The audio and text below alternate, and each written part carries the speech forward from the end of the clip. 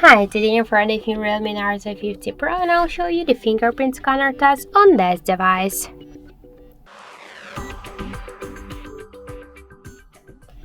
So I just set up my fingerprint to the scanner and now I'll make a couple of tries to unlock the device with my fingerprint and we'll see how fast this feature is and does it works. So let's start. 1, 2, 3, 4, 5. As we can see, the fingerprint scanner works here fast, correct, and will just unlock the device successfully with any problems.